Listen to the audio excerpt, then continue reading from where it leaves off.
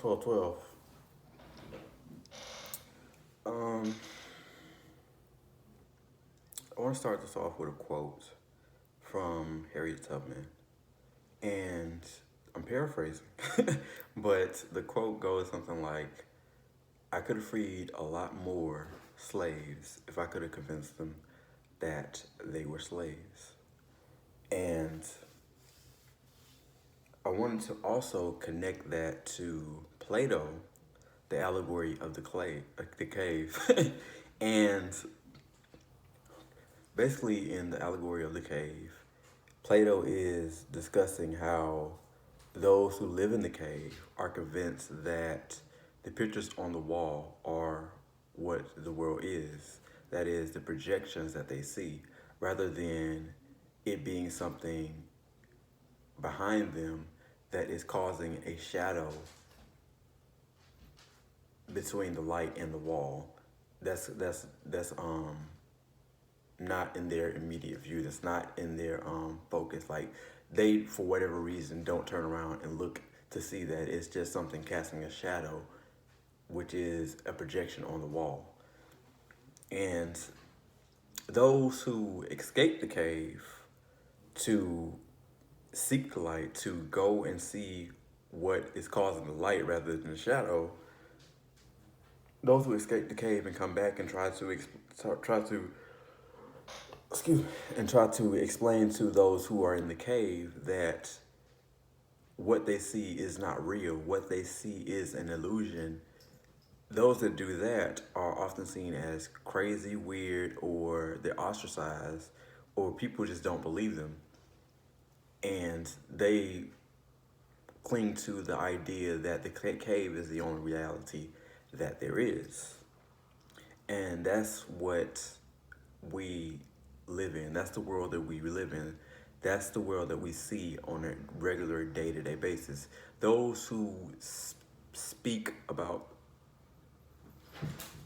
things such as I do, or those who seek knowledge, are often forgotten, or not forgotten, not necessarily forgotten. They're not listened to because they aren't saying the things that people are used to hearing. And since they aren't saying things that people are used to hearing, they're not popular, and their message isn't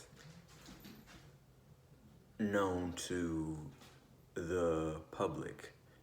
It's often a secret, and this is why like people even fear like the Illuminati, because the Illuminati are those who have the light, or those with the light. And since people have ignorance of what the Illuminati actually is, they think it's a secret society that you have to sell your soul to get into, or whatever the case may be. And that's not the case. That's not something that I would recommend. That's not something that I would do. Um, but that's beside the point. Um, but we live in the cave. We live in darkness, and the darkness is like a world that we can live in lifetime after lifetime, constantly focus on the projections, constantly focus on the little bit of light that exists inside of us that allows us to see a world that's not even living. It's a world that's created from our own ignorance, our own willingness to accept ignorance and not to explore beyond the ignorance, the things that we do not know, the things that make us uncomfortable, the things that are causing us to experience the world that we experience, rather than being something that can cause the things that we experience.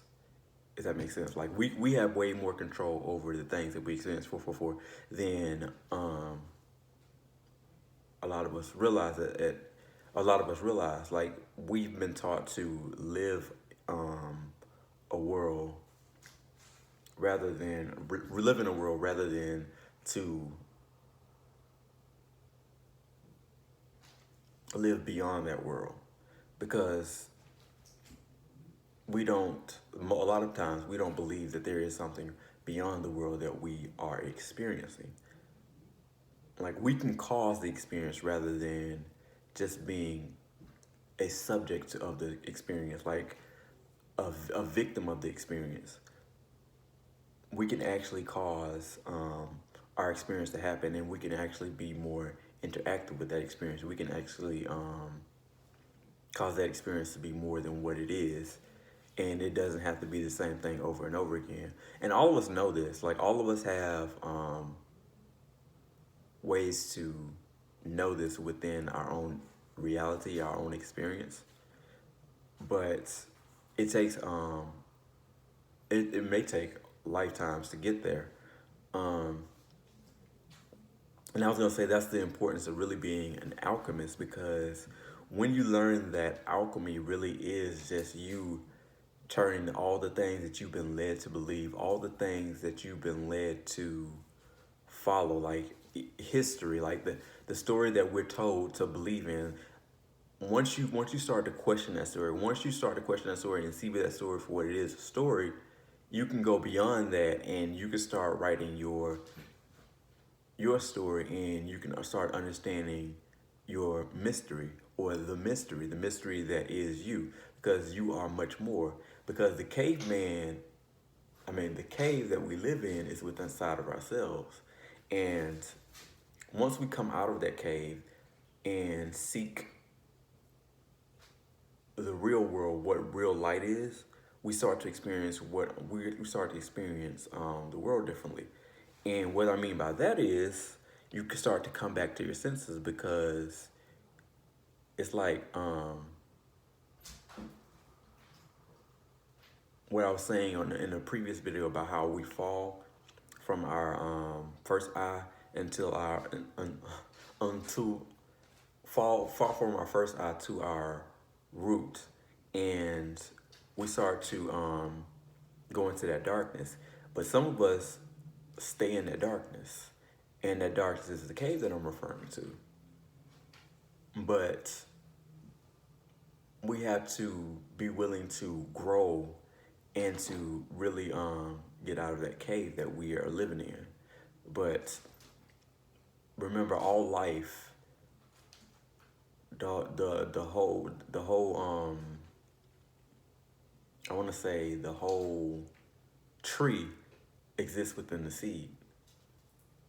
And that's why we believe that all of life is this, when all of life is all this. It's a whole thing that we're not examining a lot of the times. And it's because we live in the darkness and we're not aware that it is darkness. Excuse me. And I want to say one of the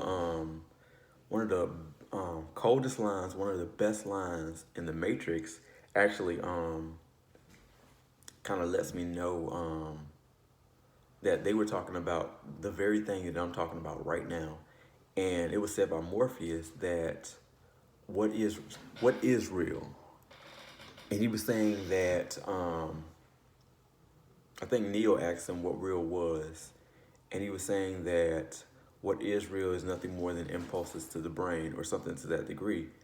And hold on, I want to make sure I get the line correct.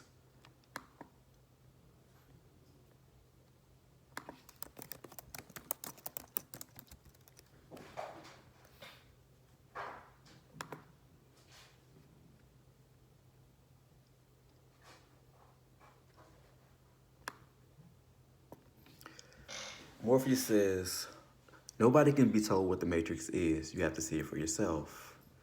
If real is what you feel, smell, taste, and see, then real simply is electrical impulses, electrical signals to the brain, which is what I said. But and some of that could be an illusion, because a lot of times we're experiencing things that we've experienced before, and we think of that as a present experience, when it's actually a past experience that we're re-experiencing, and we find comfort in that. And if we find comfort in that past experience, we tend to live it again. rather than being engaged in our present and experiencing something new, even if it's the slightest thing. Experiencing something new, like encouraging yourself to do something slightly different every time, can change so much, and it can make your experience so much better if you just try one small, seemingly insignificant thing, but that can have a significant impact on your life. And that can cause you to want to see beyond the projections on the wall. It can cause you to question things like, okay, if I can change this one seemingly insignificant thing, and I can change something else, and it'll help me experience something new, something different than I've been experiencing before. And that will encourage you to try more new things and bring more new things into your life and accept more new things. And that will cause you to breathe differently because you're not holding on to something that you previously had inside of you. One of the things that I realized like earlier this week, I've realized it before, but just to have words to speak it is a beautiful thing. Is that when I'm holding something in, like I can physically feel it. Like I can feel the tension. Like tension is you holding in air, holding in a thought or experience, and it's like being pinched in by, like, let's just say like you're clenching your teeth. Like you're holding that experience with inside of you, and it kind of wants to escape, but it's not sure that it can. And if you hold on to that, you will constantly be clenching your cheeks or whatever, holding that experience in, just because you want to hold on to that moment, that memory, that experience, and not experience something new, or you're not ready to let go of that old experience to experience something new. But you have to want to let it go to experience freedom, to experience bliss. And that's what I've been getting a lot of in Sagittarius. Like I haven't been doing a lot of the things that I was doing in the previous, I want to say, months. I want to say all this year, because most of this year I spent like detoxing, and I've been doing a really strict alkaline diet. But I've gotten way more lax in Sagittarius, because for me, well, I'm pretty sure for a lot of people, Sagittarius represents freedom, but Sagittarius is also my moon. So I have a strong, strong connection to Sagittarius. And what I've been doing is I've been allowing myself to be a little bit more free. And even though I'm allowing myself to be free, my Capricorn, which is my rising, is telling me it's okay to be free, but you also need to be disciplined. You don't want to turn your freedom into laziness, because that's not what it's about. It's not about being lazy. It's about allowing yourself to let go of certain things that you're holding on to, certain ideas that you're holding on to that may not be serving you in the way that you need them to serve you, or you want them to serve you. Because we sometimes hold on to things thinking that it's helping us when it's really not.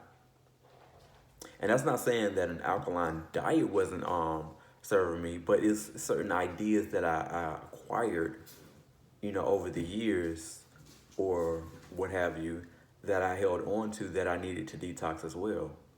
It's like a different form of detox, because even with Sagittarius, the Sagittarius energy, I haven't been doing as much of my breathing classes, but I've been still aware of my breathing. And that's not to say that I'm not going to do any more breathing classes or any more sound healing classes, even though I do sound healing like every day. And I'm going to start doing my own sound healing sessions on my channel, which is going to be like the next phase of what I do for this channel. But kind of like not doing it for like a week or two has shown me a lot of the things that were helping me, and still can help me, and the things that I need to keep in my life, and the impact that they have, even though I'm not doing them right now. Like me doing them, as long as I've been doing them, taught me so much that even though I'm not doing them now, I still understand the importance of doing them. And I know when to really get back into myself, really to when to really get back into the things that I've learned and to use them at the appropriate times, because it could be like something I experienced in the moment. Like I could be in a conversation or something like that, and I still know what to do. I still know the right thing to do as far as like my breathing, as far as my energy is concerned, and I've been more in touch with my energy, like in this I want to say since Scorpio, but I've been more in touch with my energy, and I've learned a lot about energy. Like one of the things I wanted to say like a couple of weeks ago was maybe it was like last week was like when you're in alignment, things tend to happen faster. Like when your body is in alignment on a physical level, things tend to happen faster because everything communicates faster, and that it manifests in your world. Like you see that in your world. Like things that you want to happen can happen faster when you're in alignment, when your body is feeling good, when you're breathing correctly, when all these things are functioning right, things happen faster. And I learned this from the day I went to get a massage. I usually go get a massage, and it's like a 2 hour massage. I've been doing it since my birthday this year, but it's a 2 hour massage, and I just learned so much from that massage. Like I learned like the vibrations that we hold on to, the energy that we hold on to, is basically something that people can experience by touching you. And I want to say this as a caveat: be careful of who you allow to touch you, because the people that you allow to touch you can be exchanging energy or taking energy from you in a way that harms you, or giving energy to you in a way that harms you. So be careful of who you allow to touch you, and they can tap into certain energies that you have without you knowing it. Especially if you're not into energy work. If you don't know anything about energy work, then you wouldn't know this.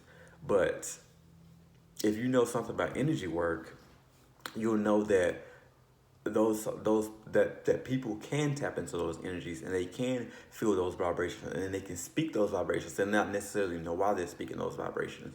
Like with me, something I noticed, like being around certain people, I know when it's a telepathic transmission going on. I know when there's thoughts that exist in my aura that certain people can pick up on, and they can speak certain things without knowing why they're speaking them. I've experienced that a lot, and it's not something that I'm afraid of. It's not something that bothers me. It's just something that I notice and something that I've observed, and I want to get more into, because I know that it's going to continue to grow, and my understanding of it will continue to grow. And I'm very thankful for that, because it's something that I've been kind of aware of, but it hasn't been as strong as it is now. Like it's gotten stronger within the past few weeks, excuse me. And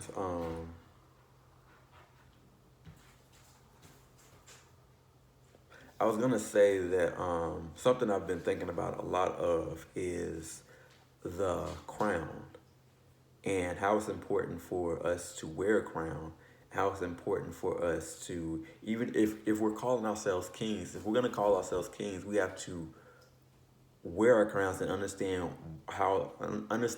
the importance of wearing a crown, because you can't just call yourself a king. You have to understand the importance of wearing a crown. You have to understand the importance of law. You have to understand the importance of what it means to actually wear a crown. And I was going to tie this into the Matrix, because walking through the halls of a Amenti, walking through the halls of the mind, walking through that, you have to understand what law is. Because in order for you to be a king, in order for you to become a king, you have to understand and respect the laws of the mind. You have to understand what it means to live in that world, and what it means to really come out of that world, or be able to come out of that world. Once you get that goal that's inside of the mind, inside of the depths of you, and you come out of that cave and you emerge into the light, and you start to really see that halo, that light that exists around your head. Once you start projecting um your shadow on the wall, and that image of you is on the wall, and it's like projected before people, and people see you as something great, but they don't necessarily know what you are. They don't necessarily know who you are. They just see your light. Once you start to do that, kind of lost that point. I was thinking about it too much. Once you start to do that, you have to understand that at that point you have become a king. But it's not in the sense of ego, because a true king understands that he went through a lot to become who he is. And he's not walking in the shadow of anyone anymore. He has to govern himself accordingly. That's why I say it's important to know the laws. And in knowing the laws, you look at the world differently. You treat yourself differently. You treat other people differently. You speak differently. Like, you speak more distinguished than when you understand that you are a king. You speak in a way that people may think that you're talking above them, but you speak with them with more power. You speak with more respect. You speak from a different place. You don't speak from a place of ego. And you'll know the difference when you're speaking from a place of ego, and when you're speaking from the place of a king, someone who's earned his title. Because being a king, or a king is a title. It's not just something that you throw around. You have to earn your right to be called a king. So I don't just call people king without truly feeling like I'm talking to a king. And that's the same thing for queens. I don't just call anybody king and queen because those titles have to be earned. And they're not just something that you want to throw around and give to anybody, because not everybody can uphold that title. We're not all kings and queens, and I'm not saying that to make anybody feel bad, but because I feel like it's something that you truly have to earn. It's something that you truly have to understand before you can call yourself a king or a queen. And being in the presence of a king or a queen, you understand what I mean when I say that it's not a title that you should just throw around. But yeah. It's a lot that I want to cover, but I want to really start this series that I'm getting ready to do, the series of videos that I'm getting ready to do, because I don't know how many videos I'm gonna do until the 21st, but I'm gonna try to do at least 3 or 4 more videos, maybe more than that, but I'm saying at least 3 or 4 more videos until the 21st, and they're gonna be some really good videos. Even though I think all my videos are good, but and the reason why I want to do these videos in between the 12th and 21st is because, for one, it's a big mirror image. The numbers 12122020 and 1221222020 are the same, but they're slightly different because the 12 and 21st. So if we focus on the 12 and 21st, we see that there's a almost like a mirror image. And what I look at that as is one walking into a dimension, and in between that dimension is about, I want to say about 9 days, if I'm not mistaken. I think it is. I think it's about 9 days, and in those 9 days, we're gonna spiral up into Jupiter, into Aquarius, and those two things are gonna meet. And when those two things meet, changes are gonna happen. I don't know what kind of changes. I just can feel it. Like I've been feeling like different inside of myself for the past few days. But I read a post and it kind of put things in perspective, and I want to see and document what happens on my journey between these 2 points because I feel like they're very important. And I just really want to make sure I captured that because I feel like it's very important to share those things. Like some people will be going through things and they may not necessarily know why, but I want to see what happens if I do document it. Like if I can put as much as I feel, much as I experience into video. But yeah, like I said, it's a period where we'll be spiraling up because in between those days is the nine. And nine is a number or a symbol that spirals up, and it's all about the spiral. You want to be rising from the depths of your inhale to your exhale, where you start to go beyond, where you start to leave the cave, what's inside of you, and you go to the heavens, what's presumably above you, but it's above the earth, the heart rearranged, and it goes into space, your throat, and you speak out a lot of things, and then you go to the cosmos, the light, the stars, and then you get to the ground where you go into another dimension, another world, another universe. I don't have a language for that, but that's kind of close to what I was thinking. But yeah, um, other than that, I want to say that I love you, peace, love, and light, and I will catch you in the next video.